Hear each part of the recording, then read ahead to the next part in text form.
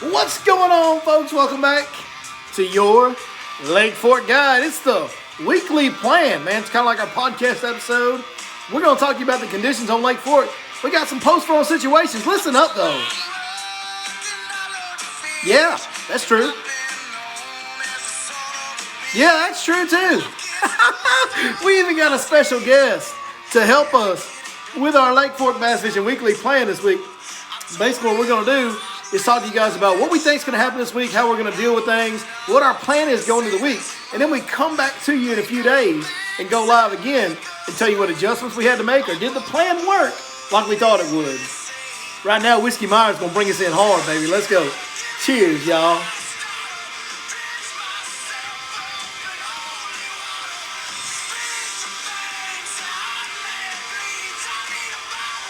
Yeah. Where's your ball? Who's here? Folks, we got a special guest. She's anxious to get on the stage with us. We're going to bring her in. Coming in hot from all the way on the other side of the Big Bass Dojo. Go ahead, get your ball. All right, get your ball. Now come get your couch. Get your couch. Our special guest, Skeeter Bug. The fishing pup is in the house. What you say, Skeeter Bug? How's your night going? Are you excited to be here? She's fired up about it, guys.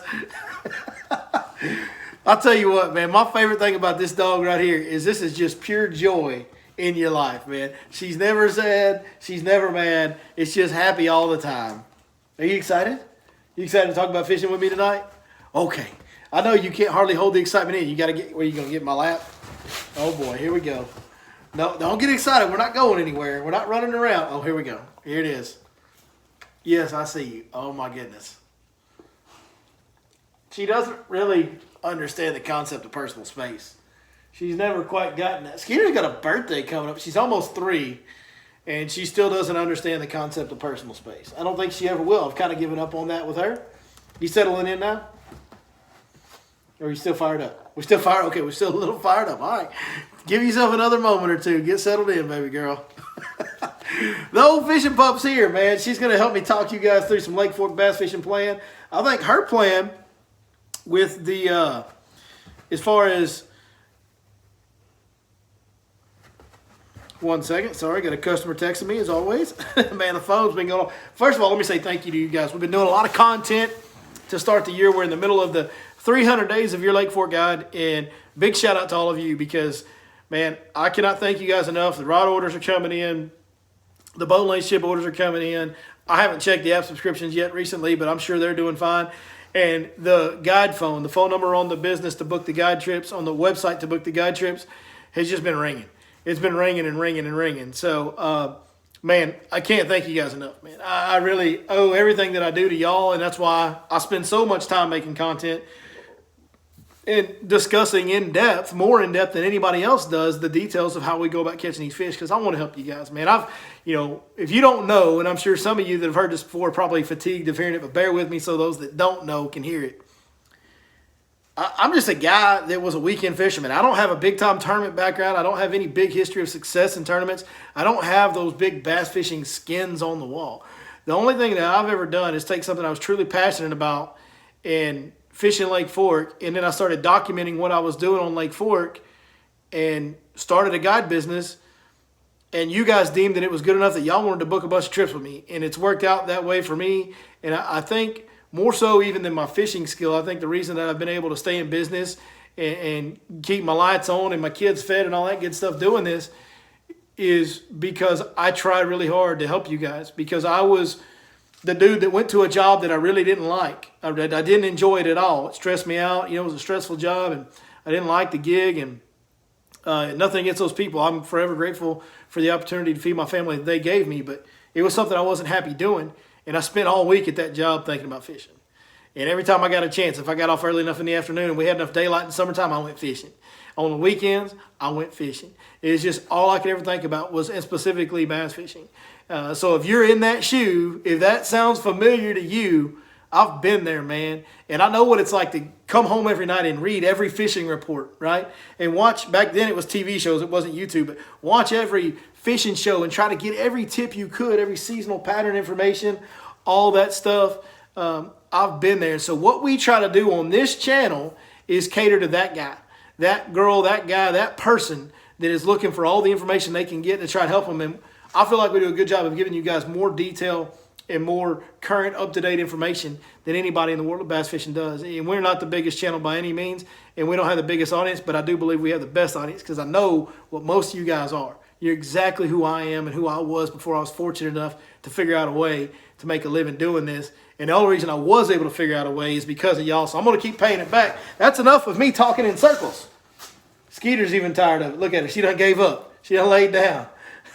Cheers, you guys. Appreciate y'all very, very much. That being said, let's get into tonight's discussion about our weekly plan at Lake Fork. Oh, one more thing before we do. Free seminar this Friday. Another thing we do to try to help you guys out. We do free seminars on Friday every other week as the schedule allows. This Friday, we've got one coming up.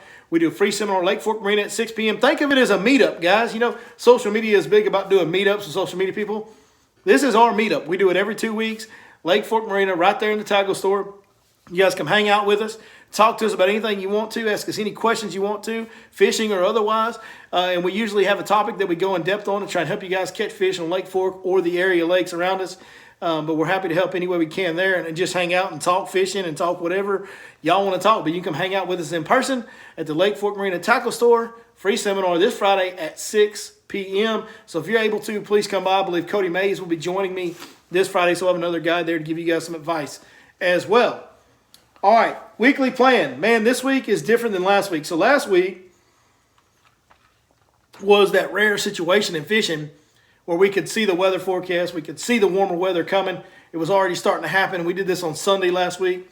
And, man, it kind of panned out. Like, it kind of worked really, really, really well. And the weather was so obvious and the forecast held up on the temperatures overnight and all that the water temps did warm and made it very predictable for what was going to happen. This week's a different week. This is more often the case in bass fishing. We've got some weather that's complicating things, right? The weather's complicating things because we had fish pull up really shallow with the warm trend last week. Now they've gotten shocked with some colder weather. The water temps are dropping. In that shallow water, they drop pretty quick. That shallow water, the temps go up and down, up and down.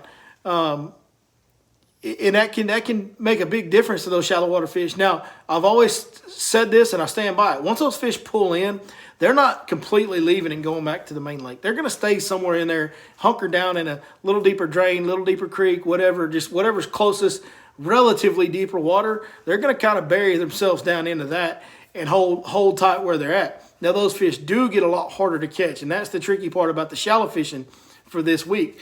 So we're going to kind of attack it this week with a two-pronged deal because not all the fish made their way back last week. Obviously, I think that's an obvious thing that we should all understand. Not all the fish move in together at the same time at any point in the year. There's always going to be waves coming in, waves going out, that type of thing. So for the fish that have pulled back shallow, we're still going to go back into relatively shallow water and target those. We're just going to find those nearest depressions, drains, creek channels, things like that, that'll still be relatively shallow. We're still talking about, 3, 4, maybe 5 foot of water at the deepest, but really close to those extremely shallow areas that we've been fishing and catching fish in. The main thing is how are we going to adjust how we go about targeting those fish. Last week you guys saw some video last night. We aired a video from last week. We're winding a chatterbait around catching them, winding a shallow crankbait around catching them. This week we're going to have to go about it a different way. I'm going to get a jerkbait going in those creek channels, and I really like that orange belly gold colored rogue is a good one. The suspending and floating rogue. Probably go with a suspending one this week. But that gold color, that gold chrome with that orange belly and black back is a really good pre-spawn color on Lake Fork. It's probably the best pre-spawn color on Lake Fork. And there's a bait fish in Lake Fork that not many people hardly ever talk about called a log perch. And it looks identical to a jerkbait. And especially those golder ones, they have a little bit of that yellowish goldish shine to them, those log perch do. And they literally are shaped exactly like a jerkbait. So, and those bass eat those quite a bit, especially this time of year. So jerkbait's going to be a big player for me in those drains that are a little bit shallower. Now, obviously, we're going to go with a very shallow diving jerkbait, fishing 3 to 5 foot of water. But that's going to be probably my number one choice in that situation. I'm also going to throw a jig a little bit in those situations. But really the other thing I'm going to throw a lot is going to be a black and blue Cinco style bait. Now, I'm probably going to throw an old hand pour one that I got from Smash Tech back in the day when he was making Cincos.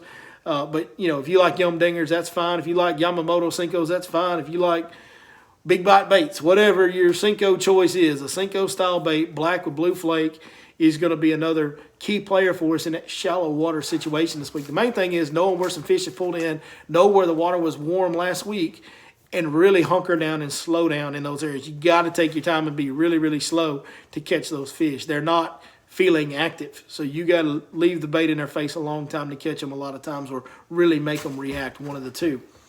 Now, the other option, which is really a more exciting option to me, is some of those fish that didn't pull all the way back. A lot of those are going to be staging in mid-depth to even a little bit deeper creek channel bends. You trying to play ball, Skeeter Bug? I got your ball. Look how big her ball is. It's like a softball-sized tennis ball. Tractor Supply. We're accepting sponsorships, Tractor Supply. Just so you know, Skeeter Bug is open to taking a sponsor deal with Tractor Supply, just so y'all know, over there at the big store. Nope, didn't want the ball. Okay, good talk. All right, so those mid-depth to a little bit deeper creek channel bends are going to have some fish that are going to hunker down in those in this cold pattern as well, with the water trending cooler. They're really going to get tight to that timber. They're going to get tight to those root systems that we were talking about a little earlier in the year. And y'all know where I'm going with this. That's the old 1/2 ounce to 3/4 ounce of black and blue jig bite that I am so fond of. You guys know I love that. I talk about it ad nauseum at times. Last year we never really got the big warming trends, and this was the pattern we leaned on all of last January and February. So I've got absolutely no problem going back to that. I love that pattern, and that is a pattern that is back in play now that we've had a cool trend. So I wouldn't go too deep or too close to the main lake. For me, I'll probably be it's not that I won't try some of those. I might try some of those this week, but I'm going to be more reluctant to try some of those type of main lake-ish creek bends. I'm going to want to be halfway back or further into the creek arms where I'm fishing these creek bends at is kind of where my head is as far as the location in the creeks go. But the main thing is finding the creeks that have the big steep drop-offs, have the root systems that are really exposed. I mean, we've talked about that a lot, guys. If you've been watching this channel, you can look up the last jig fishing seminar that we did. We went super in-depth on that. It was just a few weeks ago when we did that. So that's the plan, man. That's my 1-2 plan for the week this week, is to hunker down in the shallow ditches and fish really, really slow with a jerk bait and a Cinco, and then to get in a little bit deeper mid-depth to a little bit deep depth creek bends with a black and blue jig. That is my game plan for the week. Now, I will come back to you. It's only going to be 2 days this week. Last week we did it on Sunday, and then we came back to you on Thursday. This week's been an odd week, man. I had some off-the-water meetings I had to attend on Monday. I was supposed to be on the water today. Y'all seen the weather. Me and my client chose to reschedule today's trip to a later date because of highs in the 40s and raining all day, and that was just going to be miserable even if you were catching them. So we rescheduled that. So I haven't been on the water Monday and Tuesday because of that. So we'll be back on the water tomorrow, back on the water Thursday, and then Thursday night we'll do a live stream. We'll talk about, did that game plan work, or did we have to make some adjustments, or did we just flat out fail? Whatever the results are, we'll give them to you right here on Your Lake Fort Guide like we always do. We're going to tell you whether we catch them or we don't. So that'll be coming up on Thursday. And now would be the time in the live stream for tonight for you guys to ask me some questions, and I'll be happy to answer them. Big C, I saw your comment pop up that you love. This is your comment you always say, where my fish be? Well, Big C, they're where they always are. They in the water, baby. You know where they at. Come on.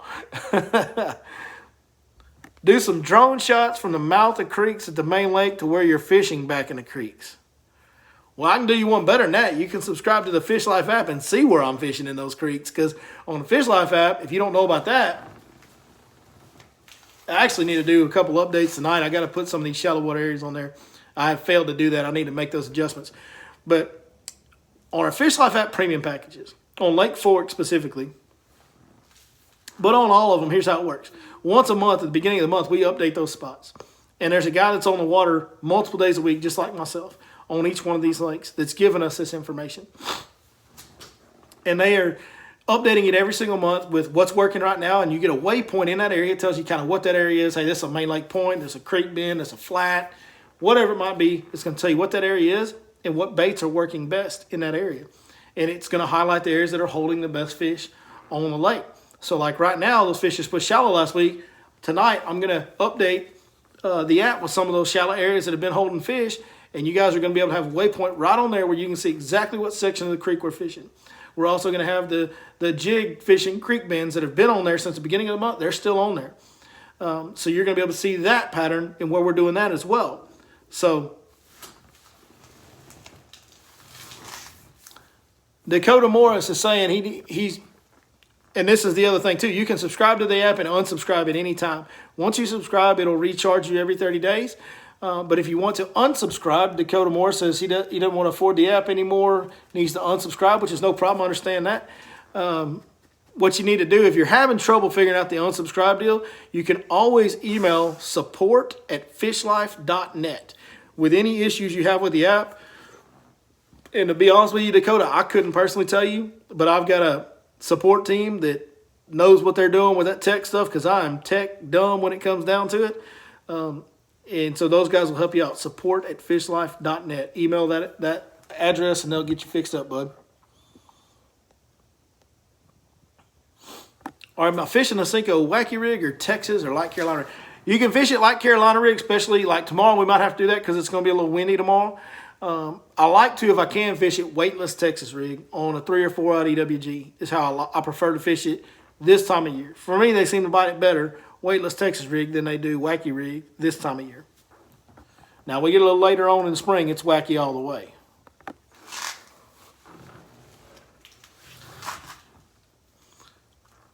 My man Foundation Repair says, log perch. Dude, I caught one of those in a cast net about 25 years ago when I was 10 and had no clue what the heck it was until now. Yeah, log perch.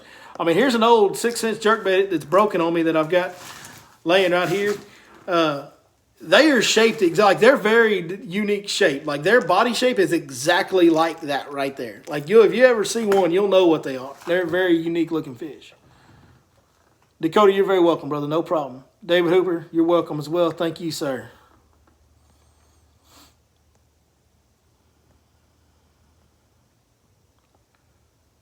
Ben Chope says, everyone at work's tired of hearing me talk about fishing. Yeah, I was the same way, dog. Now they don't have no choice because we fishing while I'm working. Billy Snow ordered some rods from us. Yeah, I'll bring your rods to the seminar Friday. No problem, Billy Snow. That'll save me a trip to the post office. I appreciate that. Need pro lanes for Garmin. Man, we can't get them. Like, we cannot get. So we got our Your Lake 4 Guide pro lanes to help guys navigate around the lake. And we have not ever released a one for Garmin. When we convert it to Garmin's follow type, it throws false lines all over the place for whatever reason. What it does is, if I've got a lane over here in Williams Creek and a lane over here in Mustang Creek, it connects one of the dots from this lane to that lane. Now I got a lane going across land, or sometimes it puts lanes going across the middle of the lake where there's timber. So we obviously can't sell that. So we do not have a Garmin solution and have no idea how to get one. So right now there is no plans for Garmin to be released on the Your Lake 4 Guide Pro lanes. Need a guide for late February on Ivy. Chase Brooks is my guy out there, but he gets tied up with tournament fishing and other stuff at times. So I asked him the other day, and Chase gave me a name to refer because I had somebody email me asking me that. His name is Wendell Ramsey. Wendell Ramsey is the guy that Chase recommends out there. He's a full-time guide out there. He's not just one of the live sonar chasers that's out there for part of the year. Wendell Ramsey's a legit dude on Ivy that knows it well. So that would be the name that we would recommend via Chase Brooks. Unfortunately, I know it. I've had people ask me to go out to Ivy with them. I've had actually quite a few people ask me that. Man, I just can't, dude. I've got these boys here. They're 10 and 12 years old. I'm involved in their sports stuff. They've got it going every weekend. I can't get away from this area for more than a day or two. So there's no way I can go out there for one day and run a guide trip and come back. That's not me doing right by you either. So I would never do that. So that's just the reality. I can't go out there and guide myself on Ivy.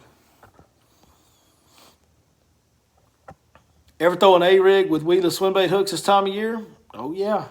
We actually did a video about that last year or year before, I can't remember, where we talked about how that's kind of the secret deal that a lot of people don't take advantage of, is throw them weedless swimbait hooks on the Alabama rig and you can roll it through timber, and really, especially when you can see the tops of most of the timber like you can now, you can weave it through the lanes and you really don't ever get hung up on it. Especially you don't get hung up too bad where if you do wedge in a tree limb or something, ease over there and just bob it right out of there. It comes right out. So.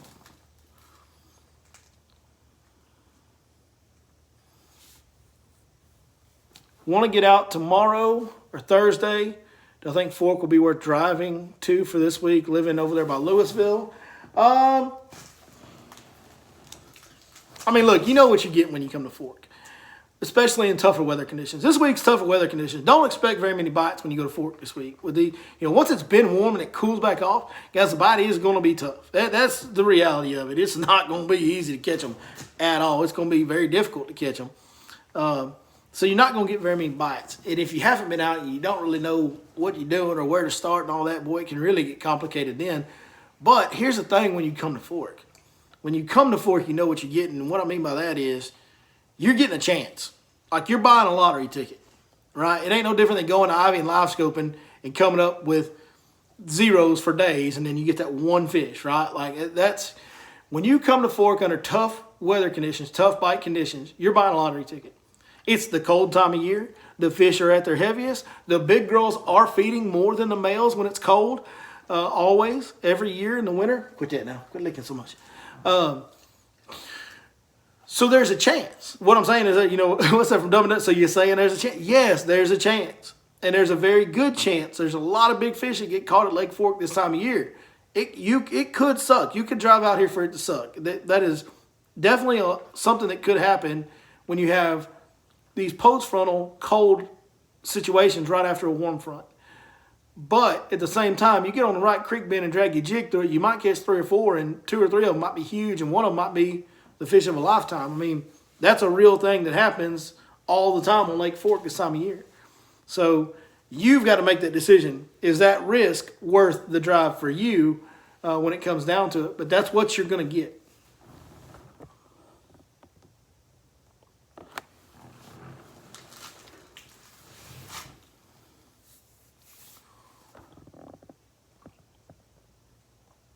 Billy Snow, thank you for that tip. We might have to look into that.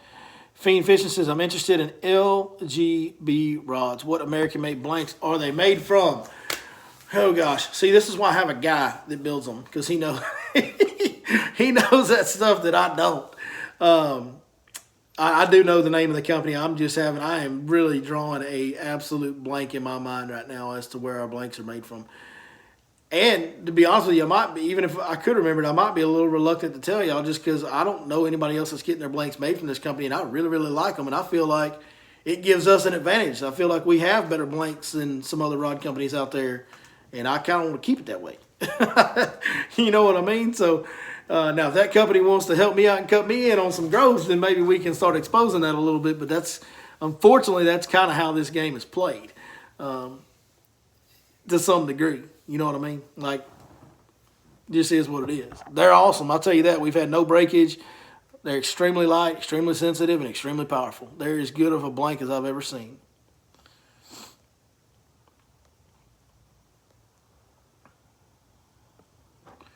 Jacob Burke's in the house. Appreciate you joining us, brother. What else going on, y'all? Y'all got any more questions? Oh, by the way, we still got Tackle Talk Tuesday coming up on Facebook after this. That's right. We're doing 2 live streams tonight. We're live here on YouTube now, and we will be live on Facebook for Tackle Talk Tuesday in a little bit. When should I start throwing a shaky head? There's no wrong time to throw a shaky head. Let me just say that first of all. Like, you can go throw a shaky head right now and catch a fish on it. And there's never a time that you can say the opposite of that. I tend to throw a shaky head. The big shaky heads I throw a lot in the summer. The smaller shaky heads I throw a lot in the fall and early winter. Now, once we kind of get to late December, early January, and we start thinking pre-spawn around here, I start going to a jig over a shaky head more. But that's kind of the times of year that I focus more on throwing a shaky head. But, man, on a tough bite day, pick up old shaky head with a finesse worm, dude, it's never a bad bait to throw. Shaky head's a fish catching fool. Rob Krausen giving us a little live review. He just got him an LGB fishing rod. Let's go, Brandon. And he says he loves it. He's planning on adding several over time. They are legit, guys. That's all I can tell you. They are so legit, man. I've been they exceeded my expectations. And I know some of y'all have heard me say that plenty of times now, but they really, really have exceeded my expectations.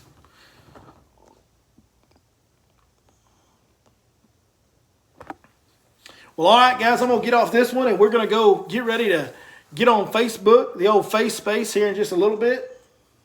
See if Skeeter, you got any last-minute advice for catching fish this week? What do you think? What do you think? Huh? Skeeter bug? You want to tell everybody bye? Let me see you, Paul. Say, bye, guys.